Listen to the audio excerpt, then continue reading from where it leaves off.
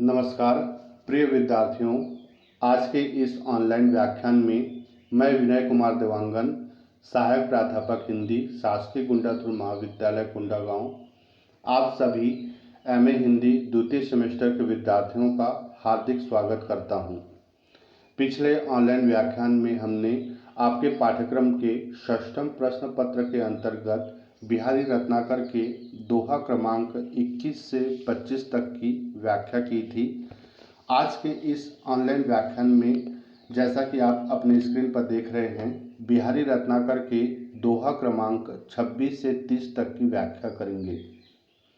बिहारी जी की ख्याति का मूल आधार उनका अन्यतम ग्रंथ बिहारी सतसई है, जिसमें कुल मिलाकर 713 दोहे हैं।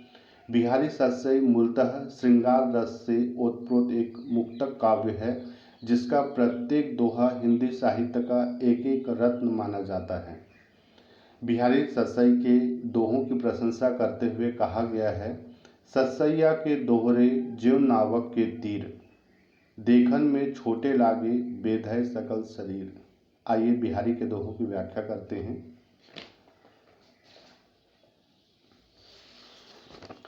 बिहारी रत्नाकर का 26वां दोहा इस प्रकार है। कूच गिरी चढ़ी अति थकित हवे, चली डीठ मुँह चाड़, फिरी न टरी परिये रही गिरी चिबुक की गाड़। इस दोहे का शब्दार्थ इस प्रकार है। कूच गिरी चढ़ी का अर्थ है कूच रूपी पहाड़ पर चढ़कर। अति थकित हवे का अर्थ है शोभा से मुग्ध अति थकित होकर भी। मुँह चाड़ का अर्थ है मुख की लालच। चिबुक की गाड़ का अर्थ है थोड़ी के गड्ढे में। व्याख्या इस प्रकार होगी। नायिका की शोभा का निरीक्षण करता हुआ और नायिका के सौंदर्य पर अत्यंत रिझा हुआ नायक स्वगत कथन करता है कि कूच गिरी चढ़ी अति थकित हुए, चली डीठ मुँह चाड़, अर्थात मेरी दृष्टि कूच रूपी पहाड़ पर चढ़कर और नायिका की शोभा से अति थकित होकर भी मुख की लालच से उधर चली। मेरी दृष्टि कूच रूपी पहाड़ पर चढ़कर और नायिका की शोभा से अति थकित होकर भी मुख की लालच से उधर चली। नायक आगे कहता है, फिरी न टरी परिये रही गिरी चिबुक की गाड़, अर्थात पर चिबुक या थोड़ी के गड्ढे में गिर गई और फिर वहां से अत्यंत थकित होने के कारण टली नहीं, वहीं पड़ी रही। समग्र व्याख्या इस प्रकार से है। नायक नायिका के सौंदर्य पर अत्यंत रिझा हुआ स्वगत कथन कहता है कि मेरी दृष्टि कूच रूपी पहाड़ पर चढ़कर और नायिका की शोभा से अति थकित होकर भी मुख की लालच से उधर चली, पर चिबुक या थोड़ी के गड्ढे में गिर गई और फिर वहां से अत्यंत थकित होने के कारण टली नहीं, वहीं पड़ी रही। आइए आगे बढ़ते हैं। बिहारी रत्नाकर का 27वां दोहा इस प्रकार से है। बेधक अनियारे नयन, बेधत करी न निषेधु, बरबट बेधतु मोहियो, तो नासा की बेधु। शब्दार्थ देखें तो इस प्रकार से है। बेधक अनियारे नयन का अर्थ है तेरे नुकीले नयन बेधक हैं। बेधक करी न निषेधु का अर्थ है वर्जित या निषिद्ध कार्य करके बेधते नहीं हैं। बरबट का अर्थ है बलपूर्वक। नासा की बेधु का अर्थ है नाक का छिद्र। यहाँ नायिका के सर्वांग सौंदर्य पर रिझा हुआ नायक कहता है कि बेधक अनियारे नयन बेधत करी न निषेधु, अर्थात तेरे नुकीले नयन तो बेधक हैं ही, अतः वे कोई निषिद्ध या वर्जित काम करके मेरे हृदय को नहीं भेदते। कहने का तात्पर्य यह है कि तेरे नुकीले नयन मेरा हृदय भेदने में अपने कर्तव्य के विरुद्ध काम नहीं करते। नेत्र तो भेदने का ही कार्य करते हैं, इसलिए उन नेत्रों से मुझे कोई भी आपत्ति नहीं है।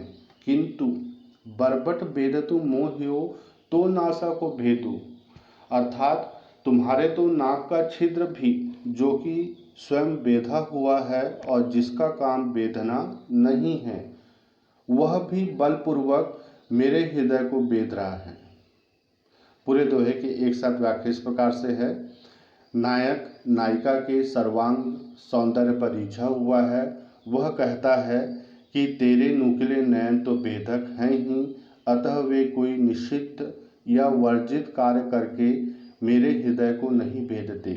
तेरे नुकीले नयन मेरा हृदय भेदने में अपने कर्तव्य के विरुद्ध काम नहीं करते, किंतु तुम्हारे नाक का छिद्र जो कि स्वयं बेधा हुआ है और जिसका काम बेधना नहीं है, वह भी बलपूर्वक मेरे हृदय को बेध रहा है। भावार्थ यह है कि तेरे सब अंग की शोभा हृदय को बेधती है, यहाँ तक कि तेरी नासा का छिद्र भी।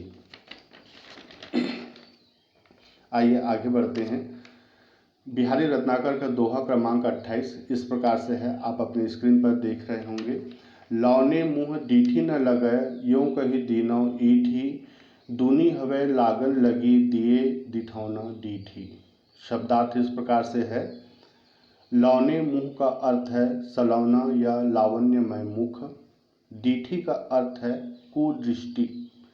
ईठी का अर्थ यहाँ सखी से है। वास्तव में ईठी शब्द इष्ट से बना हुआ है, जिसका अर्थ मित्र या सखा होता है और उसका स्त्रीलिंग ईठी शब्द है।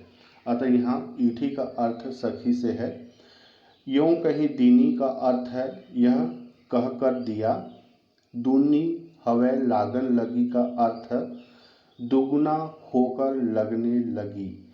डिठौना का अर्थ है काजल का टीका, जो मुख पर इस अभिप्राय से लगा दी जाती है कि किसी की कुदृष्टि न लगे, किसी की बुरी नज़र न लगे।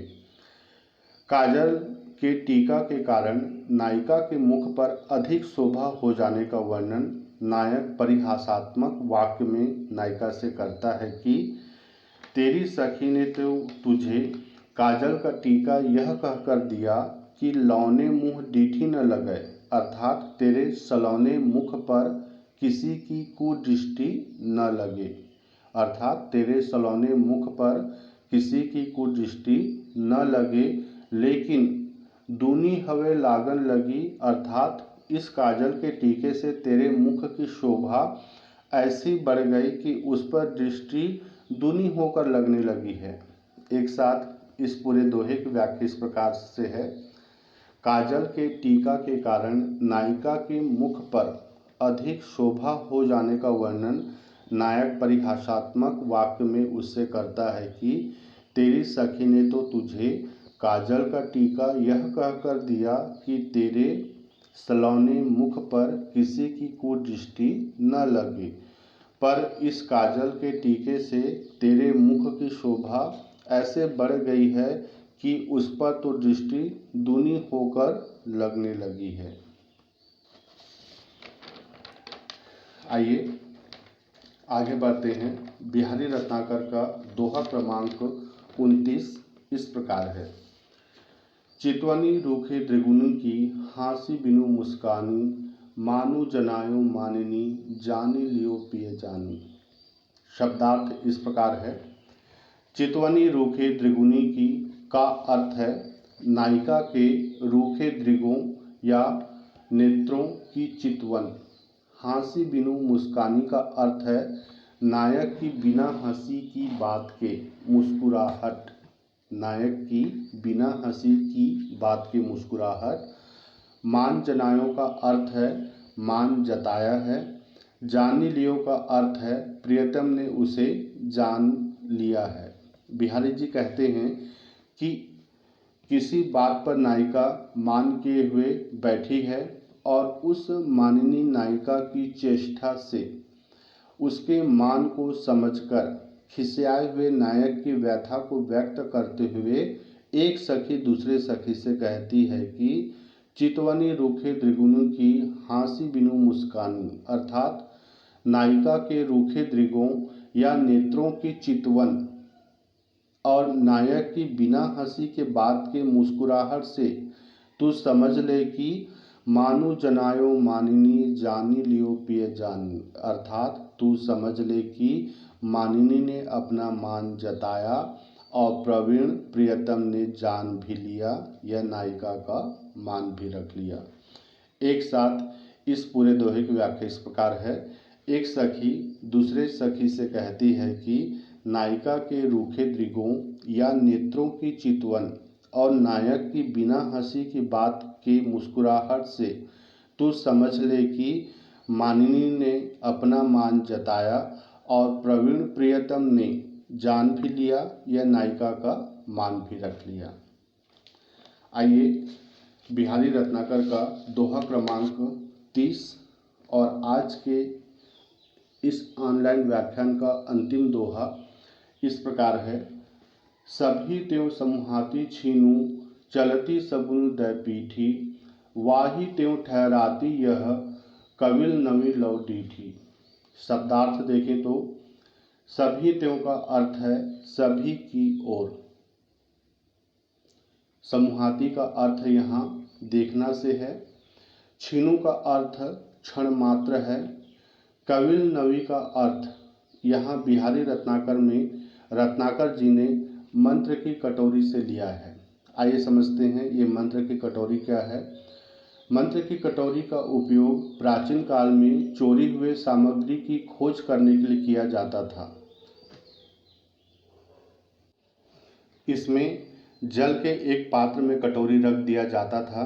तांत्रिक के मंत्र पढ़ने पर वह कटोरी चलायमान होती थी, वह सबकी ओर जाकर लौट आती थी, परंतु उनमें से जो चोर होता था उसके सामने जाकर ठहर जाती थी।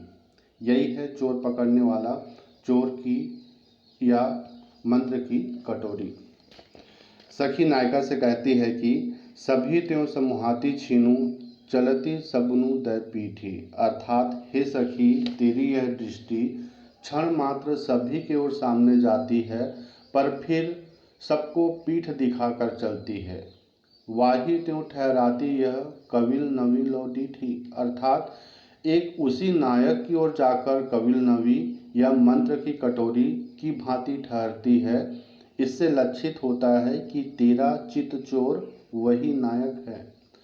समग्र दोहे की व्याख्या इस प्रकार है। सखी नायिका से कहती है कि हे सखी तेरी यह दृष्टि क्षण मात्र सभी की ओर सामने जाती है, पर फिर सबको पीठ दिखाकर चलती है। एक उसी नायक की ओर जाकर कविल नवी या मंत्र की कटोरी की भांति ठहरती है। इससे लक्षित होता है कि तेरा चित चोर वही है। इस प्रकार आज हमने दोहा क्रमांक 26 से लेकर 30 तक की व्याख्या किया। आशा है यह आपके लिए उपयोगी सिद्ध होगा। धन्यवाद।